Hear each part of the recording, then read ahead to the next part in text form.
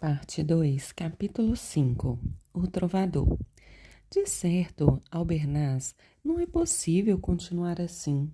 Então, mete-se um sujeito no navio, assesta os canhões para a terra e diz: Sai daí, seu presidente. E o homem vai saindo? Não, é preciso um exemplo. Eu penso também da mesma maneira, Caldas. A República precisa ficar forte, consolidada. Esta terra necessita de governo que se faça respeitar.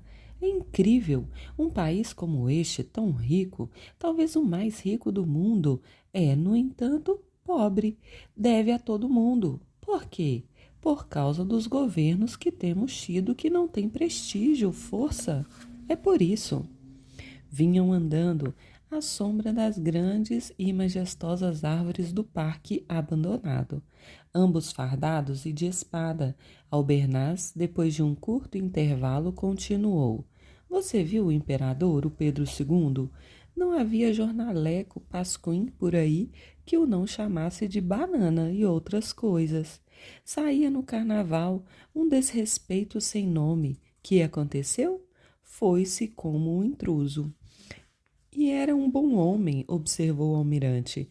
Amava o seu país. Deodoro nunca soube o que fez. Continuavam a andar.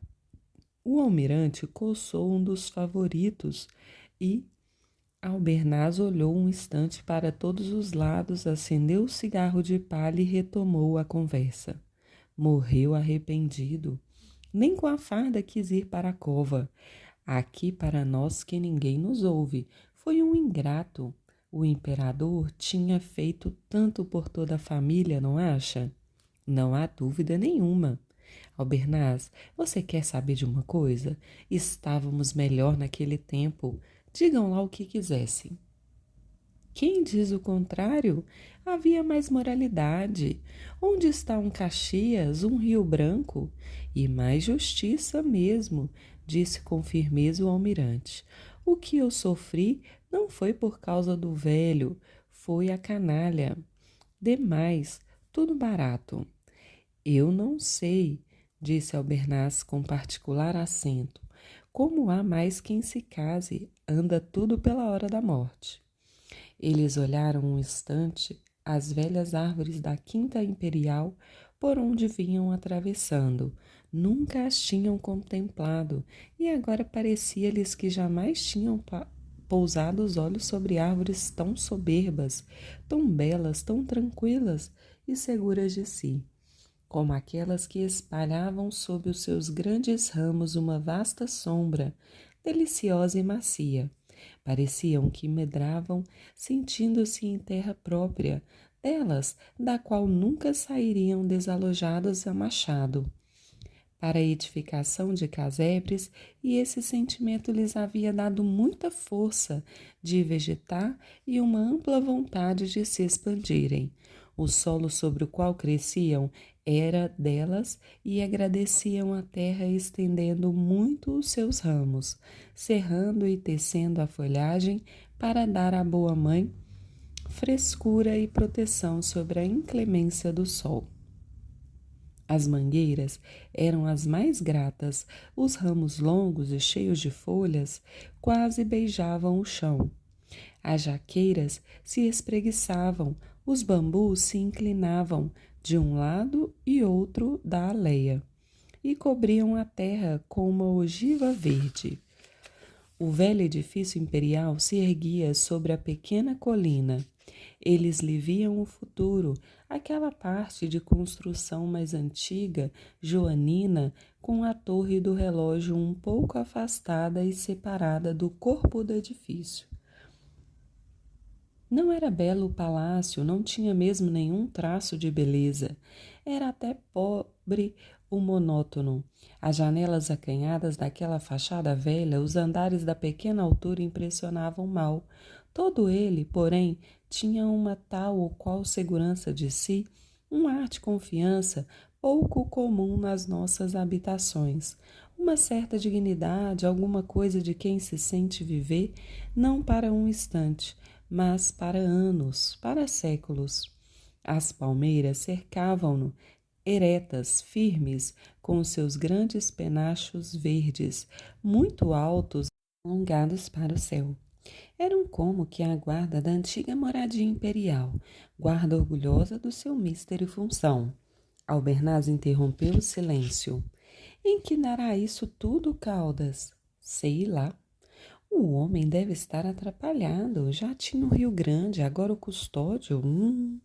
O poder é o poder, Albernaz. Vinham andando em demanda à estação de São Cristóvão, atravessavam o velho parque imperial transversalmente, desde o portão da cancela até a linha da estrada de ferro. Era de manhã e o dia estava límpido e fresco. Caminhavam com pequenos passos seguros, mas sem pressa. Pouco antes de saírem da quinta, deram com o soldado a dormir numa moita. Albernaz teve vontade de acordá-lo. Camarada, camarada. O soldado levantou-se rapidamente, fez a continência que lhes era devida e ficou com a mão no boné. Um instante firme, mas logo bambeou. Abaixa a mão, fez o general. Que faz você aqui? Albernaz falou em tom ríspido e de comando. A praça, falando a medo, explicou que tinha estado de ronda ao litoral toda a noite. A força se lhe recolhera aos quartéis. Ele obtivera licença para ir em casa, mas o sono fora muito e descansava ali um pouco. Então, como vão as coisas? Perguntou o general. Não sei, não, senhor.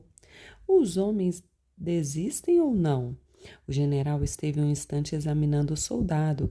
Era branco e tinha os cabelos alourados, de um louro sujo e degradado. As feições eram feias, malares salientes, testa óssea e todo ele anguloso e desconjuntado. "Donde você é?" perguntou-lhe ainda Albernaz. "Do Piauí, sim, senhor." "Da capital?" "Do sertão, de Paranaguá, sim, senhor." O almirante até ali não interrogava o soldado, que continuava amedrontado, respondendo tropegamente. Caldas, para acalmá-lo, resolveu falar-lhe com doçura. "Você não sabe, camarada, quais são os navios que eles têm? O Aquidabã, a Lucy não é navio." "Ah, é verdade, sim, senhor, o Aquidabã, um bandão deles, sim, senhor." O general interveio então, falou-lhe com brandura, quase paternal, mudando o tratamento de você para tu, que parece mais doce e íntimo quando se fala aos inferiores. "Bem, descansa, meu filho, é melhor ires para casa. Podem furtar-te o sabre e estás na Inácia." Os dois generais continuaram o seu caminho e, em breve, estavam na plataforma da estação. A pequena estação tinha um razoável movimento. Um grande número de oficiais ativos, reformados, honorários, moravam-lhe nas cercanias e os editais chamavam todos a se apresentar às autoridades competentes. Albernaz e Caldas atravessaram a plataforma no meio de continências. O general era mais conhecido em virtude de seu emprego. O almirante não. Quando passavam, ouviam perguntar: "Quem é este almirante?" Caldas ficava contente e orgulhava-se um pouco do seu posto e do seu incógnito. Havia uma única mulher na estação, uma moça. Albernaz olhou-a e lembrou-se um instante de sua filha Ismênia. Coitada, ficaria boa. Aquelas manias, onde iria parar? Vieram-lhe as lágrimas, mas ele as reteve com força. Já levara a uma meia dúzia de médicos e nenhum fazia parar aquele escapamento do juízo que parecia fugir aos poucos do cérebro da moça. A bulha de um expresso, chacoalhando ferragens com estrépito, apitando com fúria e deixando fumaça pesada pelos ares que rompia, afastou-o de pensar na filha. Passou o monstro, pejado de soldados, de uniformes, e os trilhos, depois de ter passado, ainda estremeciam. Bustamante apareceu, morava nos arredores e vinha tomar o trem para apresentar-se. Trazia o seu velho uniforme do Paraguai, talhado segundo os moldes dos guerreiros da Crineia. A barretina era um tronco de cone que avançava para a frente e, com aquela banda roxa, a casaquinha curta parecia ter fugido, soltado de uma tela de Vitor Meireles. Então, por aqui? Que é isto? Indagou o honorário. Viemos pela quinta, disse o almirante. Nada, meus amigos, esses bondes andam muito perto do mar. Não me importa morrer, mas quero morrer combatendo. Isso de morrer por aí à toa, sem saber como, não vai comigo. O general falava um pouco alto e os jovens oficiais que estavam próximo olharam-no com mal disfarçada censura. Albernaz percebeu e ajuntou imediatamente. Conheço bem esse negócio de balas, já vi muito fogo. Você sabe, Bustamante, que em Curuzu a coisa foi terrível, acrescentou Bustamante. O trem atracava na estação. Veio chegando manso, vagaroso, a locomotiva muito negra, bufando, suando gordurosamente, com a sua grande lanterna na frente, um olho de ciclope. Avançava que nem uma aparição sobrenatural. Foi chegando, o comboio estremeceu todo e parou por fim. Estava repleto, muitas fardas de oficiais. Avaliar por ali o rio devia ter uma guarnição de 100.000 homens. Os militares pauravam alegres e os civis vinham calados e abatidos, e mesmo apavorados. Se falavam, era cochichando, olhando com precaução para os bandos de trás. A cidade andava inchada de secretas familiares do Santo Ofício Republicano, e as delações eram moedas com que se obtinham postos e recompensas. Bastava a mínima crítica para se perder o emprego, a liberdade, quem sabe, a vida também. Ainda estávamos no começo da revolta, mas o regime já publicara o seu prólogo e todos estavam avisados. O chefe de polícia organizara a lista dos suspeitos. Não havia distinção de posição e talentos. Mereciam as mesmas perseguições do governo um pobre, contínuo e influente senador, um lente e um simples empregado de escritório. Demais surgiam as vinganças mesquinhas, o revide de pequenas implicâncias. Todos mandavam, a autoridade estava em todas as mãos. Em nome do Marechal Floriano, qualquer oficial ou mesmo cidadão, sem função pública alguma, prendia e ai de quem caía na prisão. Lá ficava esquecido, sofrendo angustiosos suplícios de uma imaginação dominicana. Os funcionários disputavam em bajulação, em servilismo. Era um terror baço, sem coragem, sangrento, às ocultas, sem grandeza, sem desculpa, sem razão e sem responsabilidades. Houve execuções, mas não houve nunca um Fouquier-Tinville. Os militares estavam contentes, especialmente os pequenos, os alferes, os tenentes e os capitães. Para a maioria, a satisfação vinha da convicção de que iam estender a sua autoridade sobre o pelotão e a companhia, a todo esse rebanho de civis. Mas, em outros muitos, havia sentimento mais puro, desinteresse e sinceridade. Eram os adeptos desse nefasto e hipócrita positivismo. Um pedantismo tirânico, limitado e estreito, que justificava todas as violências, todos os assassinatos, todas as ferocidades em nome da manutenção da ordem, condição necessária, lá diz ele, ao progresso e também ao advento do regime normal. A religião da humanidade, a adoração do grão fetiche, com fanhosas músicas de cornetins e versos detestáveis, o paraíso, enfim, com inscrições em escritura fonética e eleitos calçados com sapatos de sola de borracha. Os positivistas discutiam e citavam teoremas de mecânica para justificar as suas ideias de governo, em tudo semelhantes aos canatos e emirados orientais. A matemática do positivismo foi sempre um puro falatório que, naqueles tempos, amedrontava toda a gente. Havia mesmo quem estivesse convencido que a matemática tinha sido feita e criada para o positivismo, como se a Bíblia tivesse sido criada unicamente para a Igreja Católica e não também para a Anglicana. O prestígio dele era, portanto, enorme. O trem correu, parou ainda em uma estação e foi ter a Praça da República. O almirante, cosido com as paredes, seguiu para o arsenal de marinha. Albernaz e Bustamante entraram no quartel-general, penetraram no grande casarão no meio do retinir de espadas, de toques de cornetas. O grande pátio estava cheio de soldados, bandeiras, canhões, feixes de armas ensarilhadas, baionetas reluzindo ao sol oblíquo. No sobrado, nas proximidades do gabinete do ministro, havia um vai-vem de fardas, dourados, fazendas multicores, uniformes de várias corporações e milícias, no meio dos quais os trajes escuros dos civis eram importunos como moscas.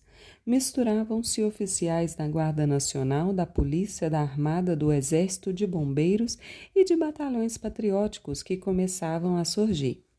Apresentaram-se e, depois de tê-lo feito ao ajudante-general e ministro da Guerra, a um só tempo ficaram a conversar nos corredores, com bastante prazer, pois que tinham encontrado o tenente Fontes e ambos gostavam de ouvi-lo.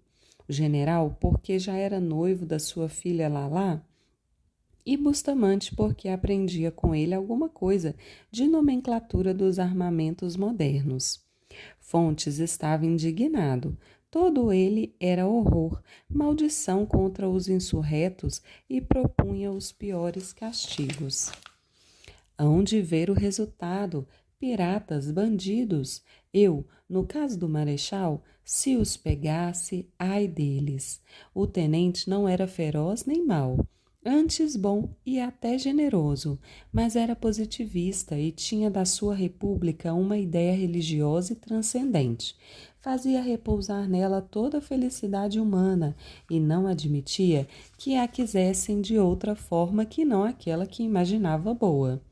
Fora daí não havia boa-fé, sinceridade, eram heréticos, interesseiros e, dominicano do seu barrete frígio, raivoso por não poder queimá-los em autos de fé, com um gesto, via passar por seus olhos uma série enorme de réus confitentes, relapsos, contumazes, falsos, simulados, fictos e convictos, sem samarra, soltos por aí. Albernaz não tinha tanta fúria contra os adversários. No fundo d'alma, ele os queria até, tinha amigos lá, e essas divergências nada significavam para a sua idade e experiência. Depositava, entretanto, uma certa esperança na ação do Marechal. Estando em apuros financeiros, não lhe dando o bastante a sua reforma e a gratificação de organizar do arquivo do Largo do Moura, esperava obter uma outra comissão, que lhe permitisse mais folgadamente adquirir o enxoval de Lalá. O almirante também tinha grande confiança nos talentos guerreiros e da estadista de Floriano. A sua causa não ia lá muito bem, perdera-a em primeira instância. Estava gastando muito dinheiro, o governo precisava de oficiais da marinha, quase todos estavam na revolta, talvez lhe dessem uma esquadra a comandar. É verdade que... Mas que diabo, se fosse um navio, então sim.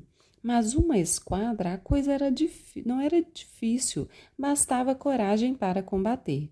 Bustamante cria com força na capacidade do general Peixoto, tanto assim que, para apoiá-lo e defender o seu governo, imaginava organizar um batalhão patriótico, de que já tinha um nome, Cruzeiro do Sul, e, naturalmente, seria o seu comandante com todas as vantagens do posto de coronel.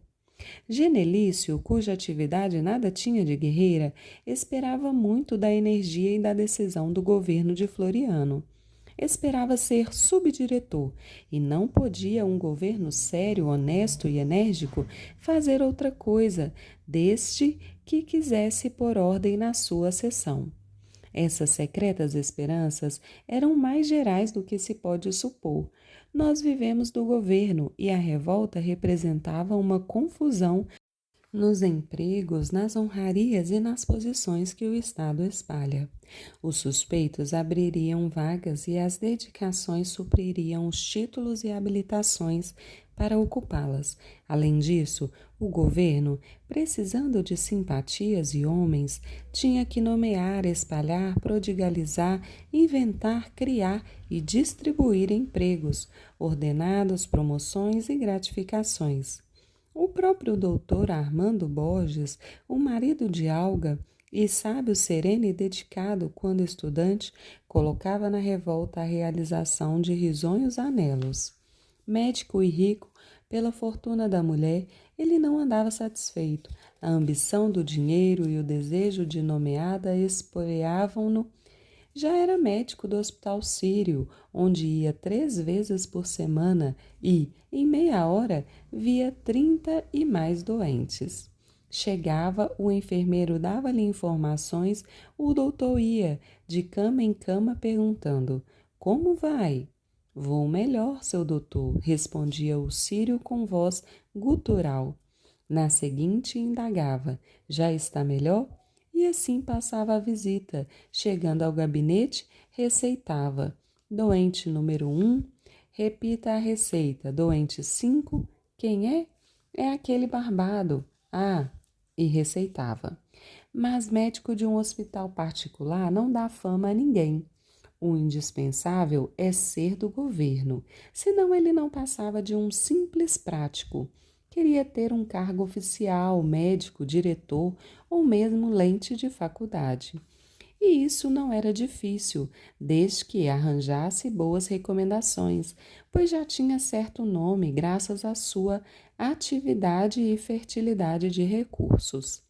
De quando em quando publicava um folheto, o cobreiro, etiologia, profilaxia e tratamento, ou contribuição para o estudo da sarna no Brasil. Mandava o folheto, 40 e 60 páginas, aos jornais que se ocupavam dele 2 ou 3 vezes por ano. O operoso doutor Armando Borges, o ilustre clínico, o proficiente médico dos nossos hospitais, etc. e etc. Obtinha isso graças à precaução que tomara em estudantes de se relacionar com os rapazes da imprensa. Não contente com isso, escrevia artigos, estiradas compilações, em que não havia nada de próprio, mas ricos de citações em francês, inglês e alemão. O lugar de Lente é que o tentava mais. O concurso, porém, metia-lhe medo. Tinha elementos, estava bem relacionado e cotado na congregação, mas aquela história de arguição apavorava-o. Não havia dia em que não comprasse livros, em francês, inglês e italiano. Tomara até um professor de alemão para entrar na ciência germânica, mas faltava-lhe energia para o estudo prolongado e a sua felicidade pessoal fizera evolar-se a pequena que tivera quando estudante. A sala da frente do alto porão tinha sido transformada em biblioteca. As paredes estavam forradas de estantes que gemiam ao peso dos grandes tratados. À noite, ele abria as janelas das venezianas, acendia todos os bicos de gás e se punha à mesa, todo de branco com um livro aberto sob os olhos. O sono não tardava a vir ao fim da 5ª página. Isso era o diabo. Deu em procurar os livros da mulher. Eram romances franceses, Goncourt, Anatole France, Daudet, Maupassant, que o faziam dormir da mesma maneira que os tratados. Ele não compreendia a grandeza daquelas análises, daquelas descrições, o interesse e o valor delas, revelando a todos, à sociedade, a vida, os sentimentos, as dores daqueles personagens. Um mundo, O seu pedantismo, a sua falsa ciência e a pobreza de uma instrução geral faziam-no ver naquilo tudo brinquedos, passatempos, falatórios, tanto mais que ele dormia à leitura de tais livros. Precisava, porém, iludir-se a si mesmo e à mulher. De resto, da rua viam-no e se dessem com ele a dormir sobre os livros. Tratou de encomendar algumas novelas de Paulo de Kock, enlombadas com títulos trocados, e afastou o sono. A sua clínica, entretanto, prosperava. De comandita com o doutor, chegou a ganhar uns 6 contos tratando de um febrão de uma órfã rica. Desde muito que a mulher lhe entrara na sua simulação de inteligência, mas aquela manobra indecorosa indignou-a. Que necessidade tinha ele disso? Não era já rico? Não era moço? Não tinha o privilégio de um título universitário? Tal ato pareceu à moça mais vil, mais baixo que a usura de um judeu, que o aluguel de uma pena. Não foi desprezo, nojo que ela teve pelo marido. Foi um sentimento mais calmo, menos ativo. Desinteressou-se dele, destacou-se de sua pessoa. Ela sentiu que tinham cortado todos os laços de afeição, de simpatia, que prendiam ambos, toda a ligação moral. Enfim, mesmo quando noiva, verificava que aquelas coisas de amor ao estudo, de interesse pela ciência, de ambições de descobertas, nele eram superficiais. Estavam à flor da pele, mas desculpou. Muitas vezes nós nos enganamos sobre as nossas próprias forças e capacidades, sonhamos ser Shakespeare e saímos mal das vinhas. Era perdoável, mas charlatão era demais. Passou-lhe um pensamento mau, mas de que valeria essa quase indignidade? Todos os homens deviam ser iguais, era inútil mudar deste para aquele. Quando chegou a esta conclusão, sentiu um grande alívio e a sua fisionomia se iluminou de novo como, se já estivesse de todo passado a nuvem que empanava o sol dos seus olhos. Naquela carreira atropelada para o nome fácil, ele não deu pelas modificações da mulher. Ela dissimulava os seus sentimentos, mas por dignidade e delicadeza, que mesmo por qualquer outro motivo. E a ele faltavam a sagacidade e finura necessárias para descobri-los sob o seu esconderijo. Continuavam a viver como se nada houvesse, mas quanto estavam longe um do outro. A revolta veio encontrá-los assim, e o doutor, desde 3 dias, pois há tanto ela rebentara, meditava a sua ascensão social e monetária. O sogro suspendera a viagem à Europa e, naquela manhã, após o almoço, conforme o seu hábito, lia recostado numa cadeira de viagem os jornais do dia. O genro vestia-se e a filha ocupava-se com suas correspondência. Escrevendo à cabeceira da mesa de jantar, ela tinha um gabinete com todo o luxo, livros, secretária, estantes, mas gostava pela manhã de escrever ali, ao lado do pai. A sala lhe parecia mais clara, a vista para a montanha, feia e esmagadora, dava mais seriedade ao pensamento e a vastidão da sala, mais liberdade ao escrever. Ela escrevia e o pai lia. Num dado momento ele disse: "Sabes quem vem aí, minha filha?" "Quem é?" "Teu padrinho. Telegrafou ao Floriano dizendo que vinha. Está aqui, ó país." A moça adivinhou logo o motivo, o modo de agir e reagir do fato sobre as ideias e sentimentos de Quaresma. Quis desaprovar, censurar, sentiu, porém, tão coerente com ele mesmo, tão de acordo com a substância da vida que ele mesmo fabricara, que se limitou a sorrir complacente. O padrinho está doido, disse Coleone, per la Madonna, pois um homem que está quieto, sossegado, vem meter-se nessa barafunda, neste inferno. O doutor voltara já inteiramente vestido, com a sobrecasaca fúnebre e a cartola reluzente na mão. Vinha radiante e o seu rosto redondo reluzia, exceto onde o grande bigode punha sombras. Ainda ouviu as últimas palavras do sogro, pronunciadas com aquele seu português rouco. Que há? Perguntou ele. Coleone explicou e repetiu os comentários que já fizera. Mas não há tal, disse o doutor, é o dever de todo patriota. Que tem a idade? 40 e poucos anos, não é lá velho, pode ainda bater-se pela República. Mas não tem interesse nisso, objetou o velho. E há de ser que só quem tem interesse que se deve bater pela República? Interrogou o doutor. A moça, que acabava de ler a carta que tinha escrito, mesmo sem levantar a cabeça, disse: "Dê certo." E vem você com suas teorias, filhinha. O patriotismo não está na barriga.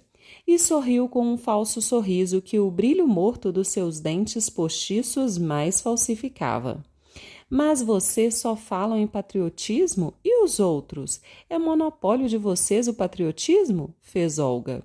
De certo, se eles fossem patriotas, não estariam a despejar balas para a cidade, a entorpecer, a desmoralizar a ação da autoridade constituída.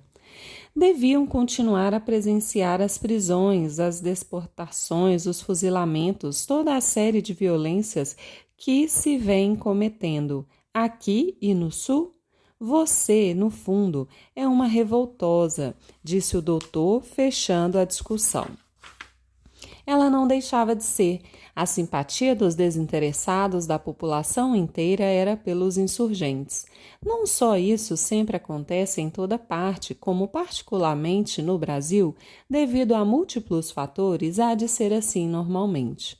Os governos, com os seus inevitáveis processos de violência e hipocrisias, ficam aliados da simpatia dos que acreditam nele e demais esquecidos de sua vital impotência e inutilidade.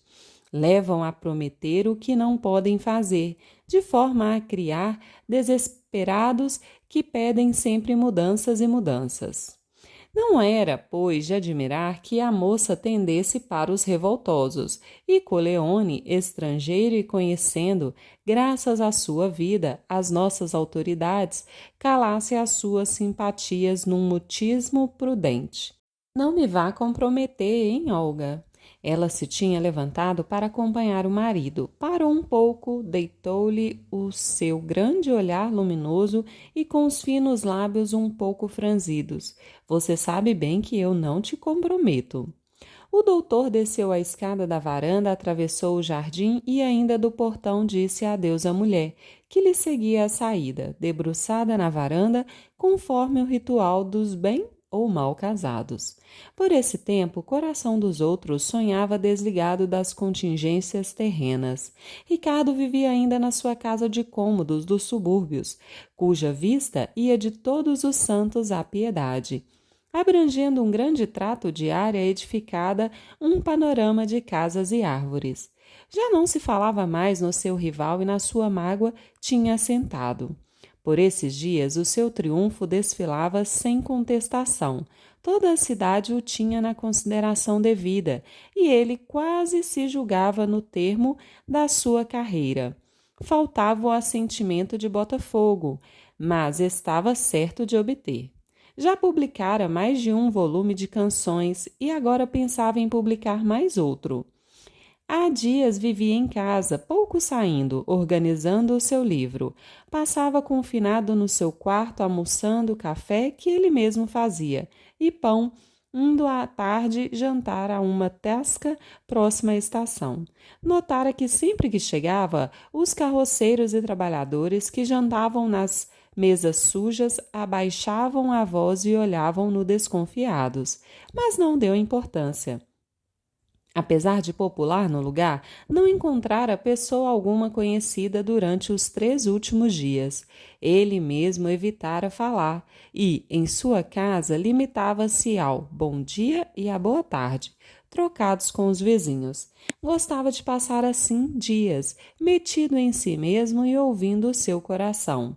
Não lia jornais para não distrair a atenção do seu trabalho.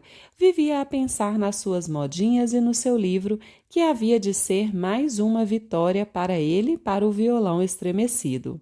Naquela tarde, estava sentado à mesa, corrigindo um dos seus trabalhos, um dos últimos, aquele que compusera no sítio de Quaresma, Os Lábios de Carola.